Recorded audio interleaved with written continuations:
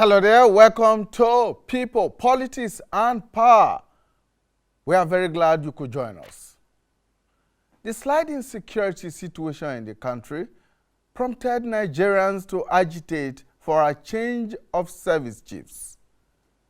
The two chambers of Nigeria's National Assembly took the agitation to a higher level. The Senate called for the immediate replacement of the former service chiefs, while the House of Representatives invited President Muhammadu Buhari to appear before it. At that instant, the security situation was becoming frightening.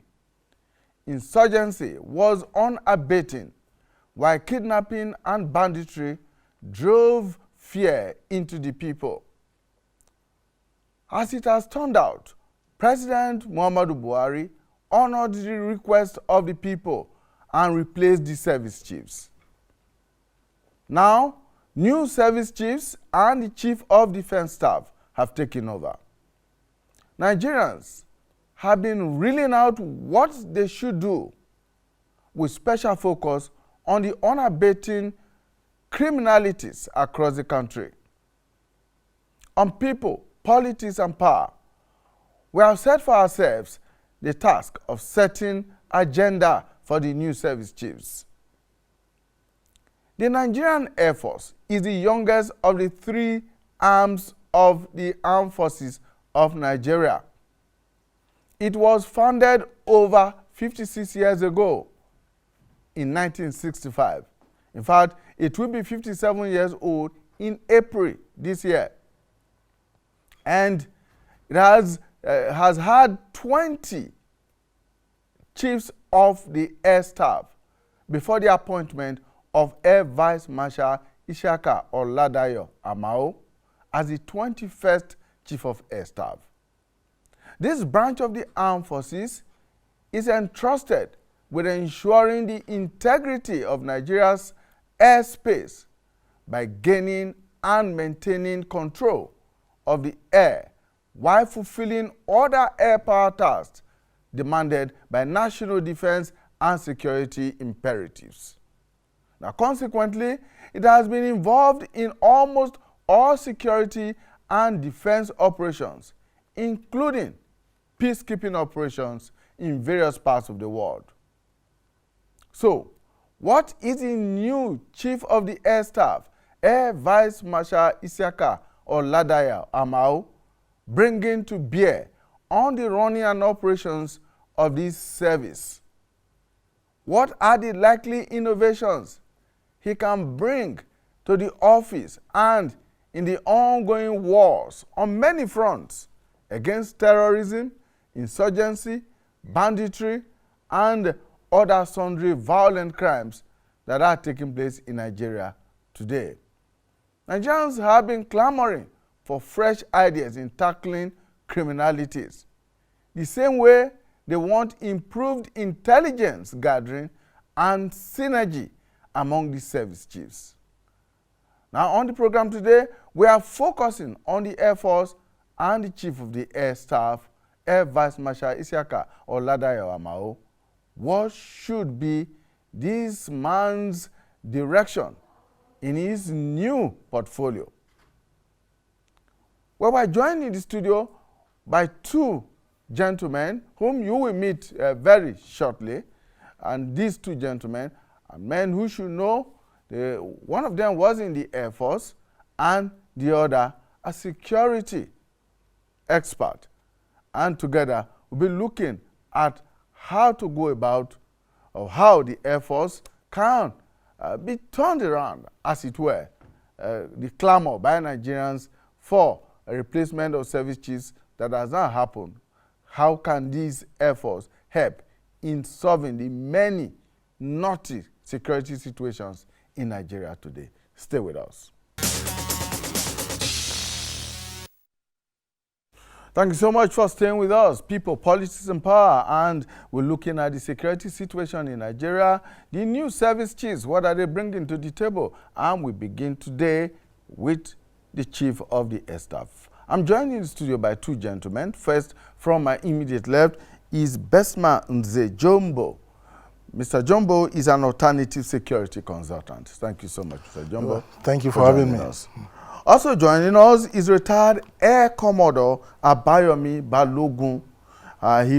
He's also a former Deputy Director Operations of the Nigerian Air Force. Thank you so much, Air Commodore Abayomi. It's my pleasure to be here. Welcome. Thank so let's begin with you, Commodore. We now have new service chiefs in Nigeria. First, what's your take on the agitations that led to removal of the previous ones and the emergence of the new ones? Yeah, thank you. The removal of the former service chiefs, Nigerians called for it. And I think the president did well by finally accepting to change them. But then I will not want to see it as a failure of government or a failure on the part of the service chiefs. Because in life, every individual and organization will at a point in time reach their peak. It's not that they are not doing well, but they've attained a certain level that growing further might be difficult. So I believe the president saw that and said these guys have reached their peak. And he also said their best was not good enough. So we need to change hands.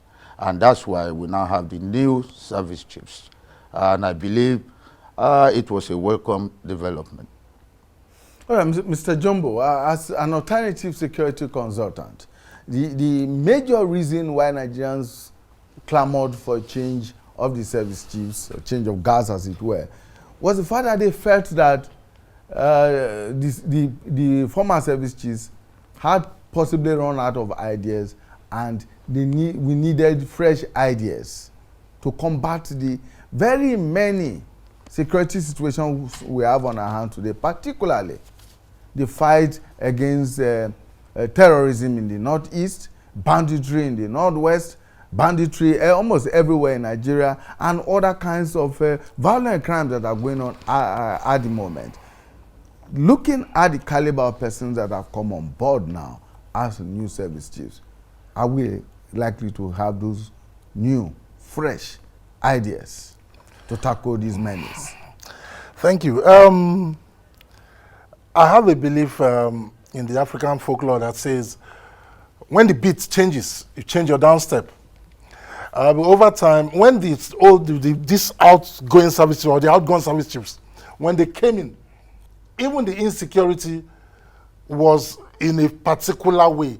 We all remember the bombings, the hits, what do we call it? The people that were detonating bombs everywhere. Suicide bombers. The suicide bombers and everything. That was the peak then.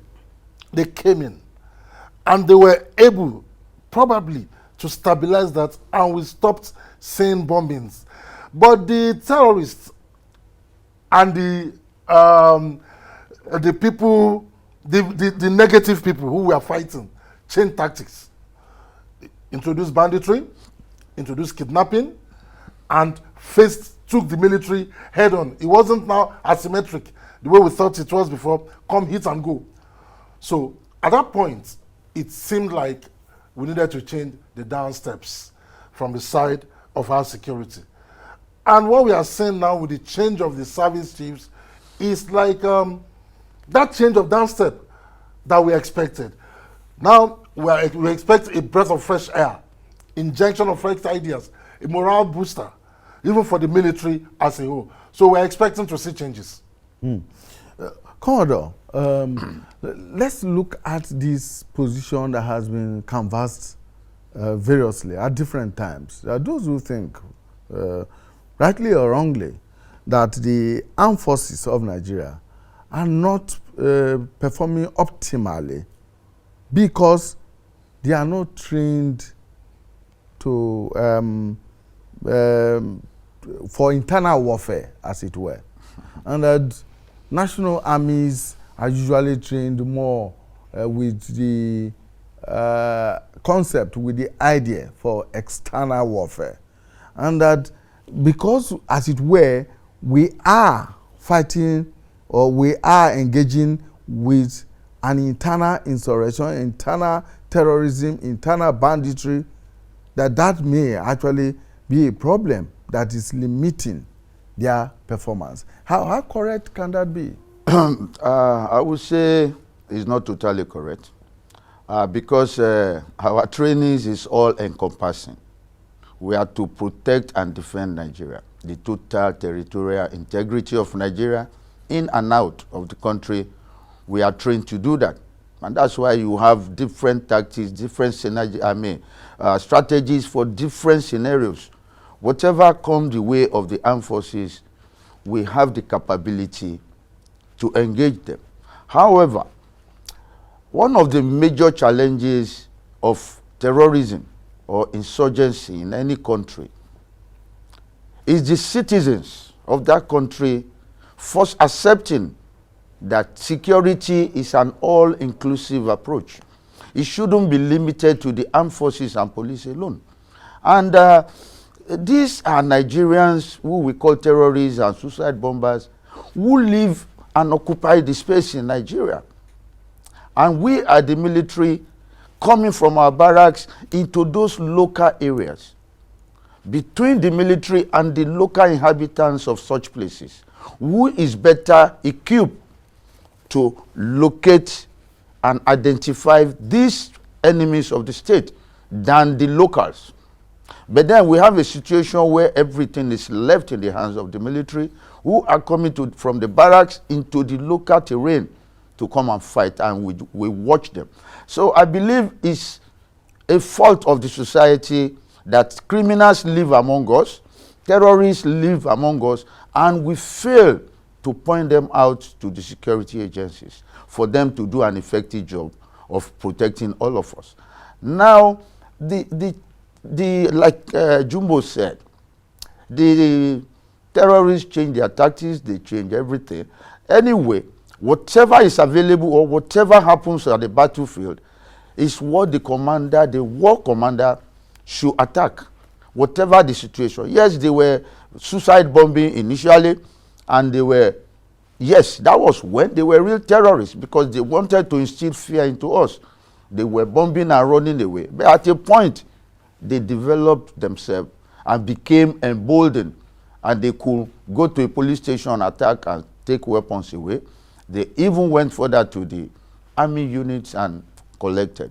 So at that point, we should have changed our tactics and said, no, these guys are going beyond their bounds. This is a nation where Nigeria armed forces, not, I hear people call them ragtag. I don't believe in that statement.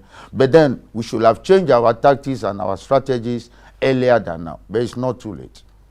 So, Mr. Jumbo, the Commodore has identified a challenge here, as far as I'm concerned. That challenge is the fact that if you are fighting an external enemy, you know the battlefield. But here you are fighting an internal warfare, and the people or the army or whatever they are called, the terrorists or the insurgents, the bandits, as they are within your territory. They live amongst the people. Does that not make it difficult for the army to reorientate itself, for the military to reorientate itself to dealing with that kind of internal warfare, as opposed to when you are fighting an external war and you know who the enemy is, you know where the battlefield is? In this case, the battlefield might just be your next door. At the risk of sounding indictive, at a point like this, we must not run away from the fact that our police need to up their game. Now, we have identified the fact that the armed forces are first and foremost trained to fight for the territorial integrity of our nation and of any nation. Now, when the matter escalates to bringing them to fight within the country, within the locality, within the communities, it is a battle that the police should have led, because the police are trained to be with the people, with the communities, gather information from them, know them. But unfortunately, we have a police system that needs to really up their game. Okay, let me start another. Yesterday, there was a factional clash in Obalende in Lagos. And this happened almost opposite Kamsalem House. almost opposite the police, and you saw people brandishing guns, brandishing weapons. So it is that failure of the police, as it ought to be, that brings in the armed forces into a territory that they should come in as a last resort. Now, like you said, they are now learning on how to relate with the communities, with the locals, gather information, because they're also afraid of something, colossal damage. If the military goes all out in those localities, the damage will be very, very colossal. So I agree with you. It's time the military also, I'm sure on the job, they're also adapting to fighting within the way they would have fought without. Commodore, you were a deputy director of operations in the Nigerian Air Force. The Nigerian Air Force, of course, is the youngest of the three arms of the Nigerian armed forces, but it's a very critical arm of the services in Nigeria. Now, the immediate past chief of the Airstaff established what he called quick response groups across the country to bring security closer to the doorsteps of the people. Now, how do you think that the new chief of the Airstaff can build on this and ensure its sustainability? Thank you very much. I started feeling the change that Nigerians will soon smile. On Sunday, yes, last Sunday, the CDS and the service chiefs took a trip to Maiduguri to inspect ongoing operations and then see to the welfare of the troops. And at that point, the chief of air staff made a statement, though not published, but was quoted, that his vision for the new or the next Air Force is to sustain critical air power capabilities. Air power capabilities require for joint force employment. For joint force employment, that means he wants to develop that capability that will ensure that all of them work as a team. Now, you said the Air Force set up quick response groups. For me, it was a wrong decision. Because if they were fighting as a joint force at that time, there wouldn't have been any Air Force quick response group. It would have been Armed Forces quick response group, which will be involved, which will comprise Army, Navy, Air Force. Whatever you need, whichever service has the core competency of doing that job in coordination with other services will be, and they will not be called each service. They will be called the Armed Forces. Now, with this critical air power capabilities that the new chief of air staff is going to be his vision for joint operations. Yes, we hear joint operations in the past. For me, they were joint on paper. They were not joint in action. No, what you are saying, in effect, was that there wasn't enough synergy amongst the three arms of the armed forces. And you are probably looking at more of that in this new dispensation. I'm seeing signs of more of that, because immediately the president announced the change of the service chiefs.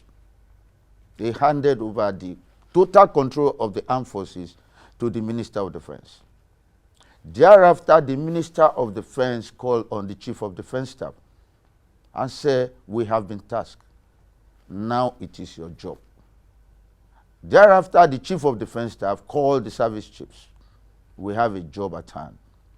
Whatever resources you have to contribute, let it be." That is the ideal way.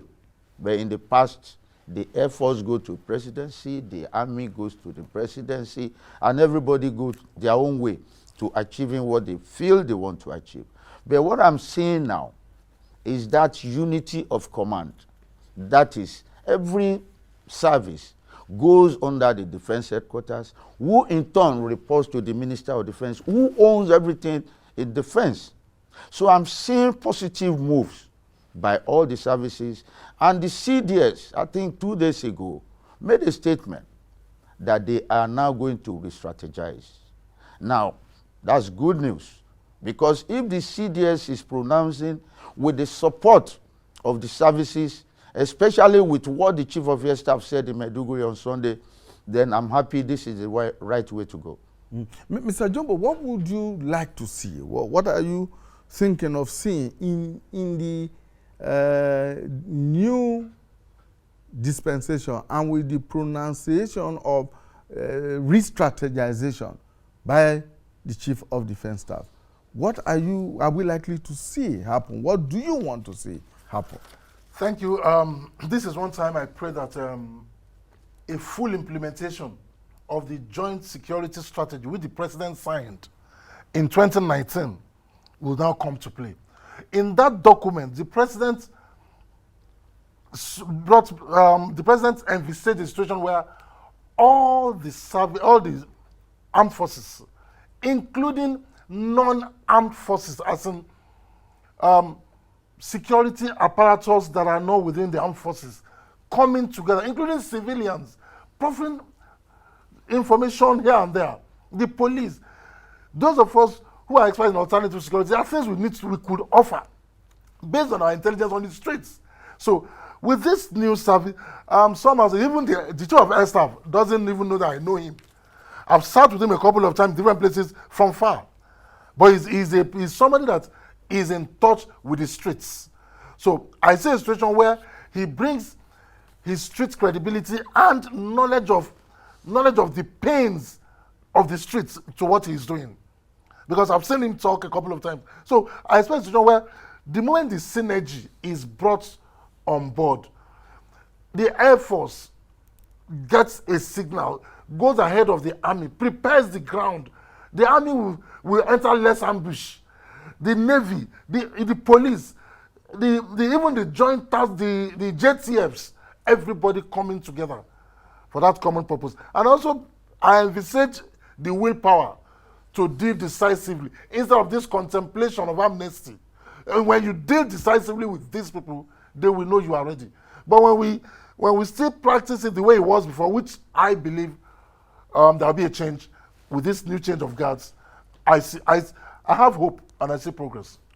Commodore, let's turn our attention to the equipment and facilities at the disposal of the armed forces, particularly the Air Force, where you operated and rose to the position of a Commodore and a Deputy Director. Over the years, we have heard of how the Air Force has tried to acquire all the necessary aircrafts and equipment to fight terrorism, the insurgency in the Northeast, and all of that. Now, we know that these equipments and these aircrafts cannot be bought off the shelf.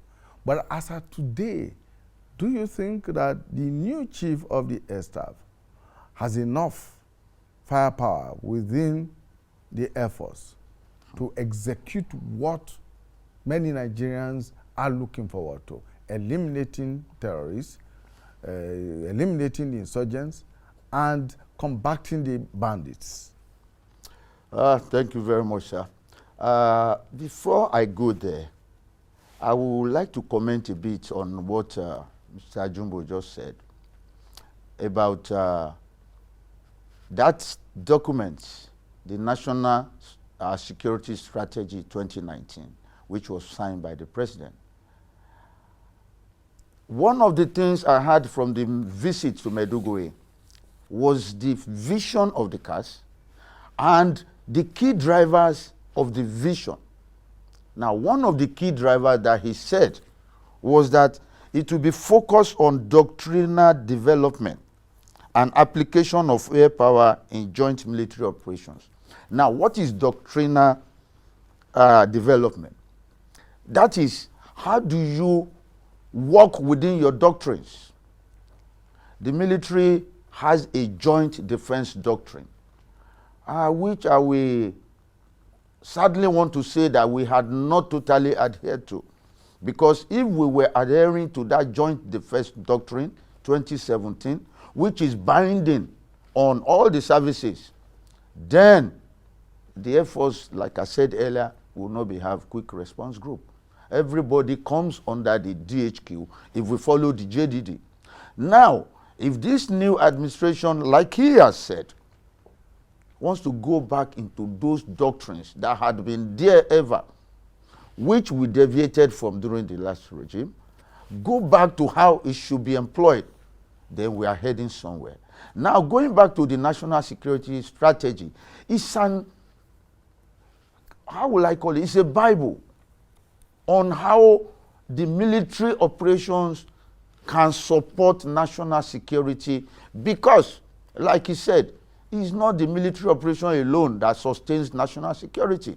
It's an all-inclusive approach where the military, the police, all agencies of government, NGOs, traditional rulers, religious leaders, and even individuals are coordinated into, integrated and coordinated to achieving that result.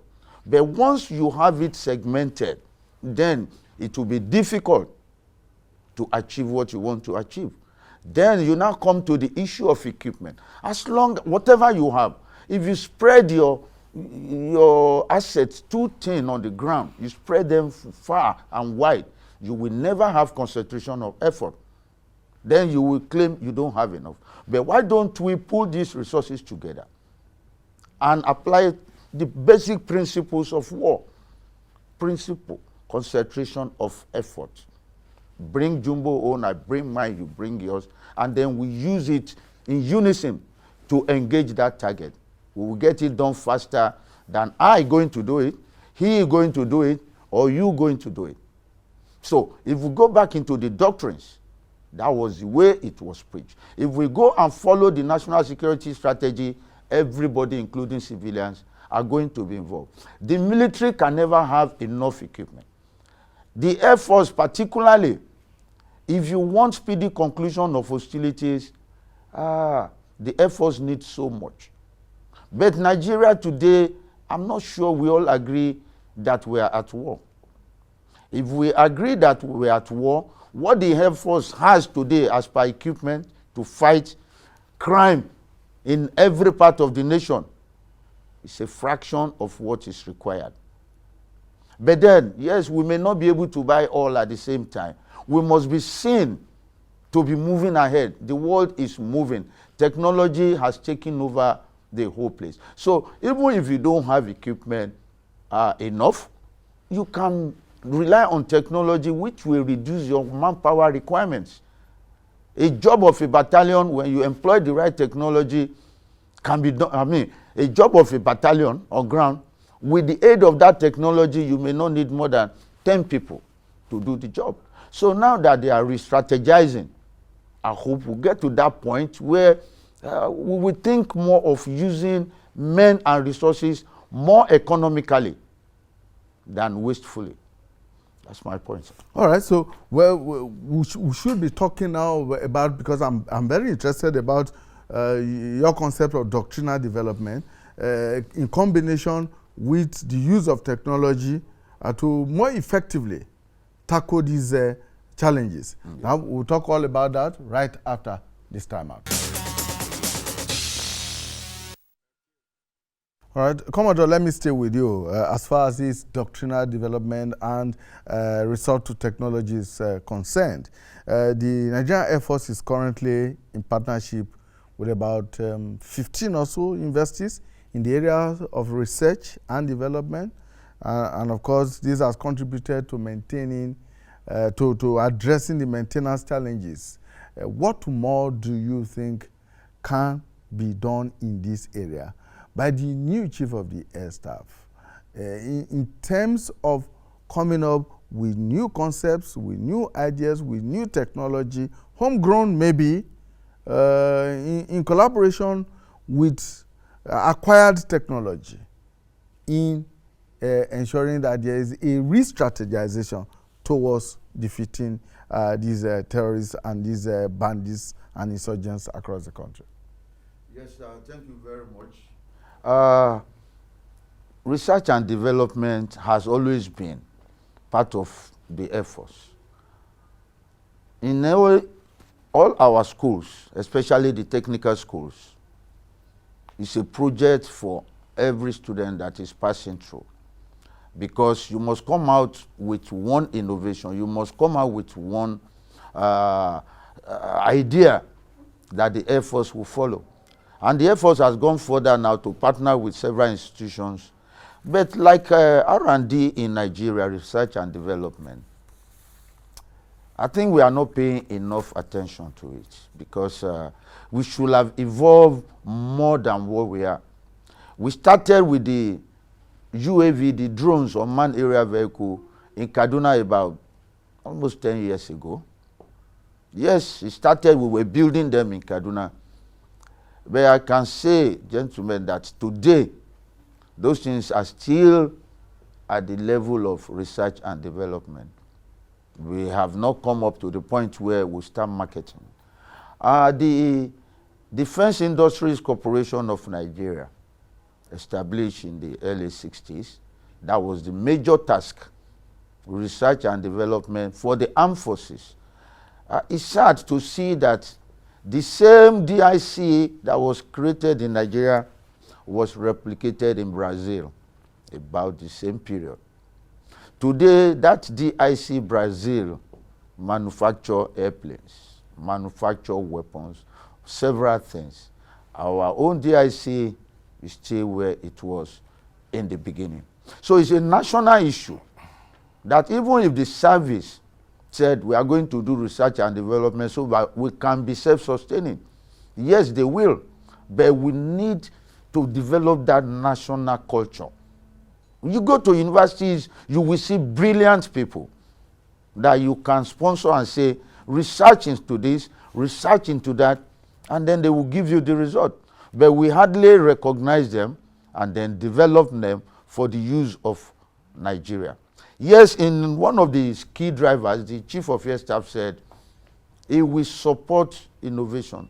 He will support research and development. But I will want to see him do more, take it to the next level. Then we will probably see results, and then we will not be depending on the foreign supplies all the time. When we fought the Civil War, that was a famous development, Ogunigwe, that was developed during the Biafran War. That should have been a Nigeria patent. We will have developed it, and today some other country will be saying, what's the technology? But after the Civil War, what were the benefits? What did we learn from it? That was our takeaway. We forgot about it. So we must attach more importance to research and development so that we can become self-sustaining. I agree with what he has said, and I wish he would take it to the next level and let us be self-sustaining. The question then is, what exactly do we do about Air Vice Marshal Amao that gives you the confidence that he could take this forward? Yes, I've been retired from the service for 6 years. But then, I still relate with the Air Force here and there. And I see them. Almost all of them in the service now, people I know. I used to be the Nigerian Air Force Director of Training.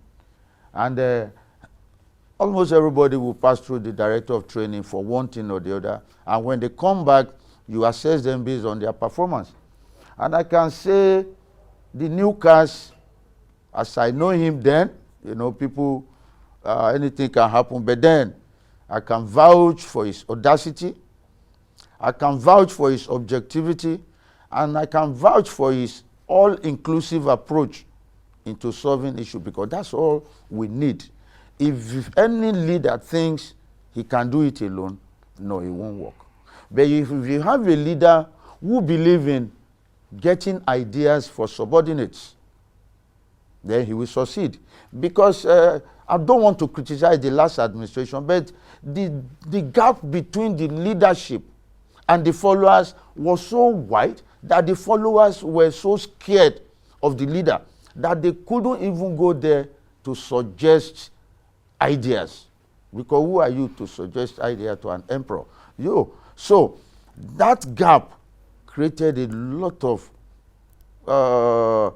it killed a lot of ideas and initiatives which could have gone to the leadership.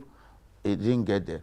But this current, the way the president has selected these current chiefs, The followers and the leadership are close.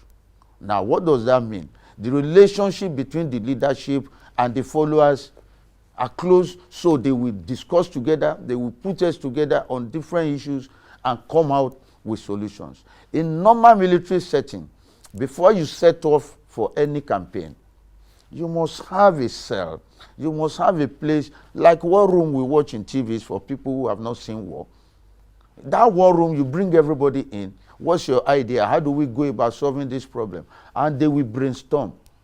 I'm sorry to say I didn't see much of that during the last administration. It was the leader that we saw took all the decisions. So I will want to see the current chief. I know he has the traits, I know he has the capabilities to do so, but he should work more with the team.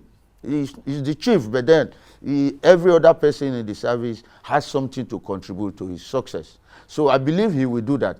And when he does that and relate well with the other services, and based on the fact that they are already working as a joint force, and I think he will pivot it, I think they will do well. Mr. Jumbo, let me recast that question in a more generic manner. What would be your expectation of all the new service chiefs in terms of all that we have been talking about? Generating new ideas, initiating new processes that will help in combating the situation, the insecurity that we have in the country today. First and foremost, I want to see a situation where the willpower is there. If we have the willpower to go after insecurity, insurgents, I think the battle would have been, the pedestal for victory would have been created. I see a situation where in the last dispensation, it didn't look as if we had the willpower to totally crush. When you talk about the willpower, are we talking here of the political will, or indeed of the physical will, or the comeback to it? Without mincing words, the political, cultural, religious will. Those three. If we take politics out, take religion out, take culture out, face the battle squarely, we would have gotten somewhere better than we are right now. Now let's assume that with the coming of this new set of chiefs, they are coming with the benefit of hindsight, having seen the impediments that lack of willpower probably have cost us. Maybe they will come all out. It's just a belief I have. I might not be there with them to know what brief they got. But you see, I keep hammering on the joint strategy. Once they surmount this individual way of doing things and decide to come together. I give an example. Okay, the army needs to move. And somebody once said, why couldn't they just call the Air Force? What's the response time of the Air Force? And I said, we must have a battle-ready Air Force. With a network with the army, we are striking tomorrow. Now, if you want the Air Force to move, did you ask whether there were aircrafts? There were all the equipment they need to probably go ahead of you, survey, lead for you to follow. But that I expect to see now. The Air Force should always be ready, because we believe they will work with the army and work with the Navy. The police should also be. Now, I think we are not also giving the police enough role in these insecurity issues that we are facing. Because first and foremost, the police should have, normally the police should lead the war when it's internal. But we've brought the armed forces. They must also bring in the police who know the terrain better than the armed forces. I think I have hope, like I keep saying. Do we have a battle-ready Air Force? We always have, because whatever resources that is available, we make do. But then, like he said, we must employ them together. And that's the only way that we can proceed well. He mentioned something about the army requesting for the Air Force without prior notice. It has been common that the army, when they are under attack, they call for Air Force. Now, do you know the state of readiness of the Air Force at that time? Because a lot of things goes into planning a mission for the Air Force. Yes, the pilots might be available. What about the aircraft? Are they all serviceable at the same time? Do you have enough fuel? Do you have enough munition? Because munition is critical. It depends on the target you give me that will determine the type of munition I will load on my aircraft. So if you are already under ambush and then you are calling for an aircraft that is about 200 nautical miles away, you are making a mistake. Before stepping out of your house, you must get the Air Force informed. I am leaving tomorrow morning. By 7 a.m., the Air Force will surely be with you. You will go safely and come back safely. But if you call Air Force while you are already in trouble, before Air Force prepares and get there, a lot of damage will have been done. It's like you are leaving your home in a rainy season, on a rainy day. You have an umbrella and you step out into the rain and you turn the umbrella to a walking stick. No, you will get drenched. You have the umbrella as the Air Force. You are walking in the rain, take your umbrella. So you call the rain, you call your umbrella, which is the Air Force, as you are stepping out, they will surely protect you. I will go back to what we did in Ecomog.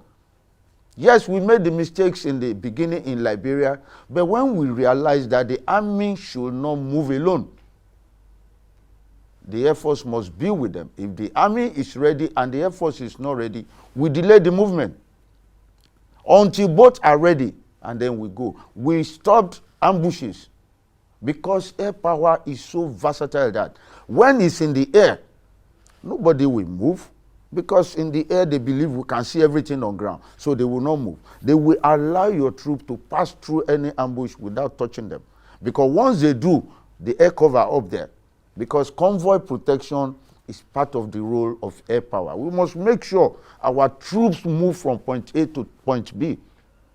They must be protected. But when you don't tell the Air Force and you move alone, then it won't work. You will enter ambush. But with this, like we said, I hope to see better cohesion, better integration between the services, and I think it will work. All of them there now had worked in the Northeast together at one point or the other. The CDS was a theater commander. The current cast was the Air Task Force commander. The Army General, the Chief of Army Staff, was also in the theater as the theater commander. So they saw what happened then. Now they were not totally in command then. Yes, the theater commanders were not totally in command. They still had who to report to. But now they are in charge. They saw the mistakes which we made in Ecomog in Liberia, we corrected in Sierra Leone. So I believe now they have seen the mistakes and it will be corrected and we should move forward. Mr. Jumbo, do you think as a country we are investing enough in the Nigerian Air Force? I asked that question against the backdrop of the fact that in the last administration, that the last chief of the Airstaff, they acquired 23 brand new aircrafts, 15 new manned aircraft, 12 A-29 Super Tucano, and 3 JF-17 fighter jets. Should we as a country be investing more in acquiring more of these equipment? Definitely we should acquire more. But the list you read out now, are those equipments here? I doubt. The Tucanos are not here yet. The Tucanos are going to come in around July. Yeah, because they are not bought off the shelf. Yes, yeah, exactly. It takes quite a while to manufacture these things. When these things come in, definitely it will boost morale. It will help our armory. You can never have enough, like Commander Balogun said, you can never have enough equipment, especially for the Air Force. But I could also keep saying, you might have these equipments and don't have the technology or the manpower to run them. I expect a massive recruitment into the Air Force. We're in a war situation. 10,000 men were recruited into, personnel were recruited into the Air Force under the last chief of the Air Staff. Yes. If, for example, I hear that the federal government is downsizing the civil service by probably 200,000 to create room for 200,000 personnel for the armed forces. It is not too much at such a wartime. We are in dire straits. People don't see it. We need massive recruitment to the Air Force, massive recruitment to the police, massive recruitment to the army. So if we're 10,000, yeah, we're trying, but I think we need more equipment, we need more personnel in the Air Force. And a lot more technology, Commodore? A lot more. I think technology-wise, we are yet to start. Because in our days, we didn't have technology. We were using raw data. We use our eyes to see. The pilot will go on reconnaissance mission, on intelligence recce, and then whatever we see, we interpret and bring back to the guys on ground. But today, you don't have to do that with the right tools. With the right technology, you will do so much with less. You may not even need all those manpower that is required, but then you get what you want. Technology is expensive, and we should not see it as if we are buying it for the Air Force. We are buying it for the nation, for the security of lives and property. And when you don't have that, no other security can you guarantee. Is it food security or whatever any kind of security? As long as you cannot secure lives and